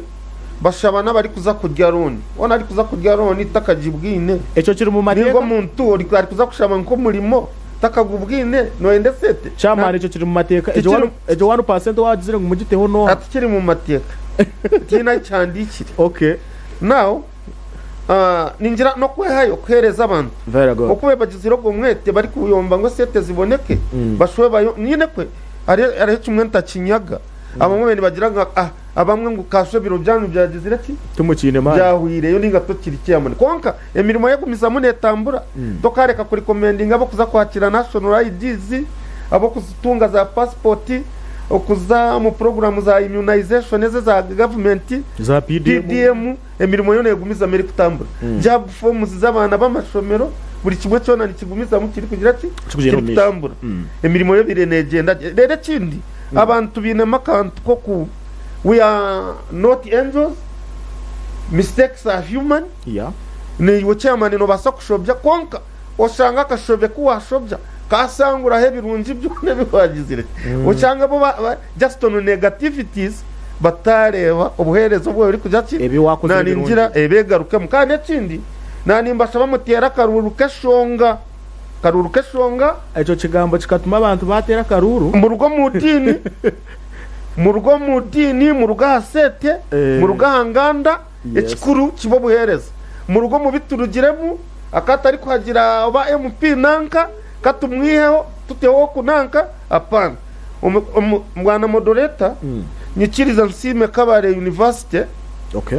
na munonga faculty of engineering bankoriro mugano musero mwe bari munonga and as if it is not enough ninza no kukikora fomu kubasima ngwenta sime kaburo wagira ati omugeto sime na diocese of Kigezi igabiro ryari kukiza ya miss omubwingi eyo migano yona ekakorwa diocese of Kigezi kandi nabakabare university bijire batukorera ogundi mwe bari munonga mazima kimujangoko tusima bwongero otechama Jano misho chairman. Ya akaruru kesho ne chindi nyine ninyanda twatunyire madamo. Yes. Mbade nyagana ntegere nomination zitandika zibwa di. Cyo kibuzo cyabonera. Ya. Cyo hendera chairman So we bari bwana moderator. Yes. Mwe bari kutweta hanuya. Ninyongera nyine kusima right honorable Thomas Tayebwa. Kuturetere indanguruzi. Na nabagambira ntiranta karota gane kiroto ntirinyija kuzanka talk show kunkati njya radio njya TV abantu bana bayikunde abanyigabiro mwe bari kunkwasa bendera omugeco ninyakura bamakaga muzeyi wanje Yakobo Muyongo ka mwezi ndaze kwakire ko kubakora turasiburana okay we bare munonga chairman when chairman wa igabiro senior chairman emyaka 25 timyaka mice ware bakazaho kare abantu binja abamwe bahurije bakabatakazirwe ngeminyeto ya ekiryo myaka 25 jeketa kabiro nabwo eco mnywano wanje iwohurikiziganira katonye zitano abanyageze FM na niora tureba Tayari West Television now tutarashisha bwire nienda ko mugisha nyabura we iworyokwe oturikize okugira ngo oteresimu yawe oje cyo watugambira byakaruru kandi ugire icyo wabuza uri kurabira yazira umushanju mukaga munana inkaga na mukaga 5500 ne yazira umushanju ina yiganina ezo nizo nambi ibiri ezo wako basa kurabira 0744 104 0768 665500 ezo nizo nambi ibiri kanywani. Hello yego tata oyera kurungi sabo oti ngwenchi ntorira kuza sibiro kurungi indi kurungi no haba kwetu hasebo wateraye nabanyita amone mwene katorobo muri ntunga muna kwakira kanywani ya umurnya cyatanu kansora hama istintunga mu nkwine wala abantu hizi baza karuka bacyamani akwachamani no muntu mukuru munonga akwaji karutora paisa kuno presidenti minister ba MP baina kuzura chairman kwa Tagamba. Okay. Baba buza. Yo minister ge Kampala. Ozibira tema. Emtebi ya seru. Otimwanchi? Ozibira chairman kwa Tagamba. Chairman kuba na emtebi ya seru. Okay. Chairman akemera savisho mero. President akijayari gondek. Mwene katoro bonetu akawe yajira nari. Ano? Yes please. Akinetu akanaji ona. Mwene tina ni nyenda. Akete akaru kukudaga kukudaga haraki. Baruga karuka haraki. Barondo mwene mbizo kunashobora. Kano reba bagate basoboraje. Bakuja mukondo mwene mbizo semiri. Ikino kureba mutasi kana ashobora. Manyara muto kushanga ngata kubura. Oh ya haraba abatagwasagama. Ushanga mutu nazo muri pasomire. Ibyo atisabye na tibiri ngenda nebyo. Kare we bari. Amuri mwene katatu. Yego tata. Hello. Wanji? Bune kunda Daniel. Bekunda Daniel? Ndi Ruchiga. Ati maito kugira ngo umuntu ashomire. Wanji? Icyo kugira ngo umuntu ashomire. Kine mugashoka sito umuntu abahamira ari stronga. Kasitaba ari stronga hamire. Ahamire kandi baramumanya nacha. Okuhama niki arire nkoburo arire bitakuri oramayisa chikwama. Okuhama mbweno kaleho umuntu kwari n'umusindo. No ya okay. Ikikuru kushoma twine mugasho. Nakutunga kanywani. Very good. Hello. Yes. Wanji no hawatera nkaye kanywani. Ima nakwasira.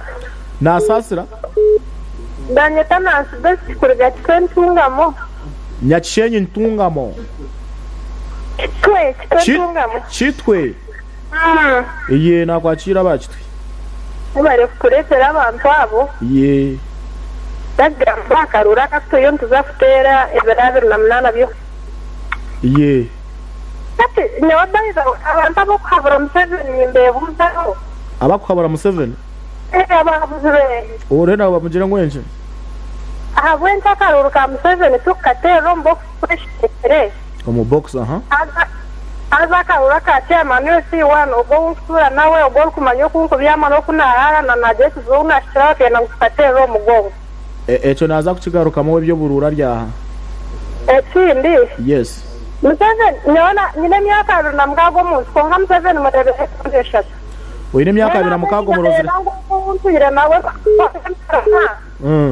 Abo beka kuvuze iwe bwana Jime. Wanji? Ati katugire ngo nyine nkomshishi. Amushisha kabanya ngufuna mutera karuru. Owawe. Owanje no jango joka ninji gumamu. No rutaro.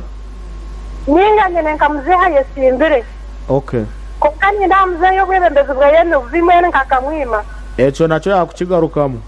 Anojangu tiragume. Kaija kigaruka mecho cha ndenga. Ma akakaruru ko mugongo enewe ntuza katera. Konga mazima karwera ndifeya. Kare bakakuru barya baraze kugaruka amaboko batikaguma. Tumushana yesimbiro no kamwimane mu rutaro. Hello. Hello. Wanji. Sorry, I think I've got the wrong number. You have got the wrong number, Kare. Bye. Hello. Hello, Banyachigeze FM. Yes, please. ndi peke yake Vladimir wagena Murasha ningashi ni wohereza sifa peke yako Murasha uragamba ki iyi neshonga sebo ye tomba ulikize ngenu waturetera abantu abututuraga turenda nawuliramo abakuru bona nabawulira wa leta maba electoral commission ningashi EC mwene wonera kubabuza kipeke yake so akante nangwa akaruru ka chairman ko turaze kukatera n'abantu bashemererwe kugira baza kugira mpinda hinduka aho kojuke omuntu yakora munonga araheza shishe ino ba chairman bari bagire mu ntebe kubarebire baba bakahaya karuguru bayenda kugamba jinji nangwa abari yaho busete ko wanje takabunyiagaho wawe chairman okay fine wanje chairman wa charonye takanyaga kasete so ekindi warahiga akarura raze kukarya ekindi zene kindi ekinarenda onyande mbuzara abo bakama banje ba EC aba electoral commission na irirwe batutayayira akanta azamgenu mu Burundi nyendaganye buze ruyale akasete kuba akutwakururo bwa special police constable bakaruru tukakarinda je turamanya muheru turukutunga mpera yitu tugire emyaka yitwakorire nebiri kushe ezindi sete bendaga kuzituha ninga tuweyo yecececere kaje kugaruke mu bebari reka ija kugaruke mu peke yake hello yego tata yes ibreje sebo nasibaje wasibota watera nkaye natera mu Bushenyi bumbire nke Gombora Bushenyi yes Bushenyi district inakwakira umunyabushenyi nashemerwa kura nani muzo mwishogo ogo mwisho electoral commission yes ngo kutukuza ku registeringa nite kwa ngwabo bonka ababe batari yo mu registers mbo bara registering ninga nite kwa buryo umwe wena aine ku registering and nazaga pinda bamwe abantu abari hari ati yatize ku registering hati konka yiza nanga na kadiye na ikirizwa futera we bari munonga najagaruka mu ariya we bare kanywano twakora abanyabushenyi hello osurireje ndireje no hawatera nkaye kanywano ugu n'umugurusi Pascal umugurusi nakwakira Pascal we bare kandi kuturetera abo bantu konkanyo w'inshobora kugamba nti umugeiga na kutembera aho yayikahigura amadara gahanuri so uramanyisa cyawo nandamanya seki kero si wano niwe muntu mukuru okusinga nangwa n'ubibo kuba ba RDC aha kuba namanye umuntu wa hasi we warire nawo musero namanye umuntu wa hasi nyine namanye kishaka cyanjye ubundi kwatikana nawe konka warebera izuba bagera ngo akarurukeye bakato umugongo era kabana kabakasha bakata ahabupapura buzimanye we ndeba ngo bakabatemberaho nkamadara ngo nibango bakore ikibira cya movement urukumesa ngo bacamana babazaniraho babanaga kare ngeno haki ejo seteze basororeze emididi niyo gukora ki she wants to know the center the 56 billion what do you intend to use it for okay hello wanatugeze FM niwe program niwe bare kurikizana ho wagiterera nk'esimo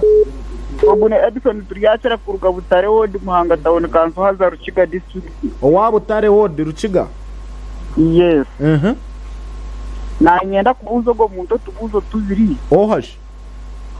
kare abarodi yabo ubwo muntu mukuru w'umwina muyanika kuru yanoha buza ezi sete zishohwize zibashohwize nitwenda kubona hiswe eco nakireka abo kwaniziherero mu ngaro zabe nyuma esete ziyaje wandi esete za electoral commission eza kutebekanisa karuru yes zikutebekanisa karuru eze zibashohwize billion and billion ziza za RC1 ukanda karuru kariko mu mugongo nizenda kukora ki nizenda kutuhika ninga nizenda kuhera omuzibanja ryabo orenda kumanya yaba murabyonka kashera aha ikindi cya kabiri bakora umuramwa murungi kandi mwebare kutuhabura bwo kubana batera gukora ibintu batabandize bayegesa abantu konka mwebare akaciko ubuciko bwona bukafwa n'ikirungi kuronda akaciko abwo kubana ubuciko buti bucishoronga je ubundi baba baronzire abana amazima gakawa mutigakibagamu nabura abantu baronda bataka baraba insoborere kurungi webare mnonga nija kwata yo muntu omwe ni omweru yare dene bivuze bigarukwemo then tugaruke mu studios kugira ngo tubigaruke mu konka abatera amasimu muri binji konka mwija kutusasira gukutaba hello dime wanji okina amuri mwene katorobo yes mwene katorobo bona nyenga kubuza mu cyogwe kaje mwaronda cya Maria muheri yabaramo bwese gwa mutanga sakuze mukono mukamwe kabakara tampaka ako nakabuzo karonje cececere kaje akagarukemo amuri mwene katoro baba okay ako kaje akagarukemo hello ni wa muheru kanywana webare kurikiza umujora mu mwanjari jora mu mwanjari chamano warya nda kubuza kwatine nakaruru dokutu mfunga mukatwaje kubutera buri bakavuga ngo byo mafire kandi ameruka taraburire ndatugira ngo bakareta ba technician boko bakandaka kandi ni utu enturamba jango menda kuvuga zombi yero siwano bakabakandaka byakira ninga bikiri nko kubya birebire ikindi bizimana gapako kayero siwano abembe sibitu itabanzo nyako ahabwe shonga akarura kaba MP akabandu bona kakate ko mbox azo nzite akarura kayero siwano ntibyabanta babuliju abo twakuguhera no murro warwara nyiciro noraze kwimesha warukagira to kumahagira afikaza kuro mugongo gondize muntu amuheru numuzakora kugirizinga kumenda turebe ba iyo ningambara ababuliju tabacharo ba MPV to kumanya ngwito no bakozesa batunagaho bagenda akaruti bakija kakira bebe kumara kamparo ko wabo mbe nabona tubenda bije bemero mugongo yabateze bakaruru tumanyengo kibafite katekerana n'ikirungi empero atijire mu murugo tubakija kare webare amuhera barito banagomuro kare tata aho tini kuzakurenga aho bacatera amasimu ndareba mukanyire konka bweshonga yakire turatekwa kubigaruka mevuzo tusigize dakika mwenda we have only now 8 minutes madam Aisha to conclude this show now most of the questions were actually directed to you and I think in about 5 minutes you need to have answered or replied to them kugira ngo bakwetegeze. Quite a number of questions were set to the Electoral Commission and I think you need to reply to them as we sign out. There was a caller from Bushenya Badagamba about registration. Registration, we are doing fresh registrations to registering abantu abali mu byalo. All of them. But you go there at will. We are not moving door to door. Nedda. Gwe voter, gwe kenyini aino genda awali registration. Or registering. Omuntu yenna atali mwe yo register tajja kuvotinga. Yes. It was actually clear. Kuvotinga or elections. Polling the LC1 again akuba yonga 28 July 2026. Registration etandikanga mukaga July 2026. Then ending on the 10th. Nga 10 July. That's Monday? Yes, Monday. That's when they start? Yes. So 6th to 10th. Nga mukaga paka nga 10 July 2026. Baweere bagende mu byalo ba registering kubanga tu registering abantu abali mu ebyo ebyalo ababeerayo si muntu kubeera Kampala lwakuba ava Kabale ate no jeno nedda osobola okuregistering Kampala ku kyalo kubeera osobola okuregistering eyo ekyokubiri waliwo abuuzizza about 56 billion tizona tugenda zikozesa ki will you buy something for them for the voters who will return nedda ekyo tetukikola of course zino sente ziri partitioned in the entire country buli omu yafunyeko zalina okufuna depending on how big or how small gundi yo bweri district yo administrative units mekazi olina naye nga bingi nnyo ebibeera mu background lwakwanga tetuvaayo kugamba abantu nti no tukoze kino tukoze kiri naye wabayo logistics mubaamu allowances mubaamu okuprintinga n'ebirala bingi nnyo yes so inza okulaba nti sente ezo nnyingi naye nga bwoba ozimaze ozipartitioninga nga wezirina okukola zonna ziggwawo yes waliwo abuuzizza about payments z'aba constables Russia kituufu waliwo abamu abatannafuna but abatannafuna be batono ate weesanga nti no these people babadde babasasula ku masimu gaabwe the numbers zali teziri registered under their names ng'oli awayo enamba ngeri mannya ga mulala so bwebwo obuzibu bwe tubadde nabo abantu abamu okubeera nga basubmitinga enamba ezitali registered mannya gaabwe naye every time babadde batulopera nti no sinafuna sente zange babadde bakola ki babasasula era the last discussion we had ne ba police ne bafande abali ku ne DPC bagamba bali mu compiling list zabo abatana bakusasulibwa but when you go into investigations olaba nga bana abantu be bata submitting details zawe entuufu chobola anti sente zawe ziruddeyo waliwo agambye mbuno what if baluzinga interest in a chairperson along the way nedda bana abantu nabo bagenda kubeerawo emyaka 5 if someone does wrong, if someone goes against the law, do they have anything to allow them? Of course, and that is now for the judges to decide, courts to decide. Yes. If the chairman misbehaves, do they have powers to? Tebalina powers ezo. The law is very clear about certain things. Even the lining up, the law is clear. Chevaya Sala want to be a secret ballot, over adult suffrage for the other categories, then one to be a lining up. In future, when the one contesting, that can also change. That's all of choose. Yes. Say your last word to the viewers and listeners. The viewers. Nomination date. Okubajjukiza mukalo okubayisamuko katono ekisooka kya byonna nga bwe mbagambye tugenda kutandika ne registration egenda okutandika nga 6 paka nga 10 July 2026 then awo tutandike display egenda okubeera ennaku 2 13th to 14th of July 2026 awo wetuvaawo tutandike nominations ezigenda okutandika nga 9 paka nga 14 July 2026 wetunamala akalulu tugenda kakubanga 28 July aka LC1 naka women councils and committees then kali akalala ka parish kagenda kubaayo nga 23rd yes okay neda akabakyala kagenda kubaayo nga 23rd ne kwegamba dates nyingi mba njagala kulaga byonna wamu yes naye nga okutwaliza wamu neyanziza nnyo Jimmy, thank you panelists for the good communication, and I thank the people of Kabale. Thank you so much. Babere involved mukana akalulu betanire balonda abalonzi baabwe aba leaders abana bachikirira abana balobingira abana bamobilizingira byonna services bazifune nga zibatuukako mu byalo byabwe naye babere nga betanira okubeera nga babeera mu kalulu kano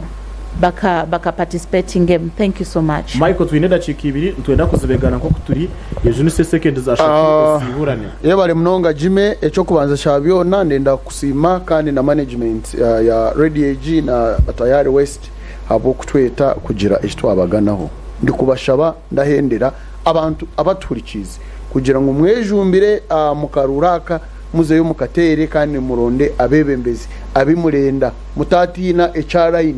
tuli ha kintu cyo kuronda abebembezi muzeyo mubaronde murebeke umwabateka mu abo wagira ngo kuyamu omuntu bwesije ebyo biri mu mateka omuntu yabateganisa ninga mukareba atarabakorera no kuza muronda abo kubavunurira amateka rero bakabayamba mukareba okumuramwe yiyo mwebare munonga abaturikiza mukama balinde mukama abampera umugisha. Kakuru Robert, you equally have 30 seconds to say your last word. Mwebale munonga abo kutayayisa kandi no kuciko kutwacika abaturikiza n'abaratureba nitwe bo kombeka gavumenti yitu ngero tujejumbiremu turonda abantu bitu kandi ibyo biri batuhereza baremera karutu beyo nitwe tutwara ubushunanizo bwo kuza kwegesa abantu barengu bazo mu karuru bahura ngo Michael ninga kakure kikintu akirimu bararanga ukintu mugasho mwene mwaba leta ngo nabebembezi aba opinion leaders abanyamadini nenshi mwejumbira umurye kikurangu twagira ubwembezi burungi ubwa erosiz mwe bari musibeje mukama benene cyamano in seconds zabiri niwe siburana yawe barebwa na moderator umugeco abanyigabiro ni nshasha nimwe amajuganya bari kushenya go mushana tuneyo problem y'abashuma bari kwijo mushana ushange nje tangire mwana nituza kusitama tukifutire cyoga nyanja tureba kuturananke okuturabase eshayona nabeto mu rukiko mwije turebe okutwananka okutwafutire cyoga nyanja ubushuma bubiro bushuma kare deni ni nyakura ba LC1 chairperson zimwe na himuri rimpereruka na kigonja beterine group abamakaga muzei wanje Yakobo Muyongwe ka mwezi abanyigabiro mwena yakure abamakaga umugenzi Seduraka Butaragaza Butanda amwe na Ezera Kanyarutoke nawo wabutanda n'abahurikiza mwena mwe bari munonga kare bari cyane we bari munonga mwena abahurikiza abatureba hano ya ahatayar West Revision anarigani nakatonye zitano abanyageze FM ni mwe n'abatukuratira mikutiyona yitu X ninga Twitter ya beri Twitter kare abatukuratira ha YouTube n'abatukuratira ha TikTok mikutiyona ndenda ko basima munonga kakuru we bari munonga abwaguma otakuruha okwijaha kandi kuko wachigamba it's within our hands and in our mandate to build our country twastijira hano tukagamba turatwa mukabi chamani mujasi we bari munonga ahabwo kwija netwijaga manu tweta uko ndiyo mwembezo w'abantu and you have issue you could have issues have issues to talk about ni wotijaga manu tweta bakugira gicu wagamba Michael kwari ku nambareba nobwa karuka taragenzere kurunji konka na niwe ukabaho chairman vice chairperson na councilor kuri mu rukiga niwe turaguma turakwikira na mnonga wabahine ebyo shemero kubano gambaho hanuya kugira ngo abantu bamanyishe turatambure mwana wanje Aisha Nansubuga, thank you very much. Habo kwija no kushobora abantu byakaruru. It's important that you came to explain these things because they are very very important for our people, and for that matter therefore we thank you as Tayar Media, Tayar Banyakigeza and Tayar TV.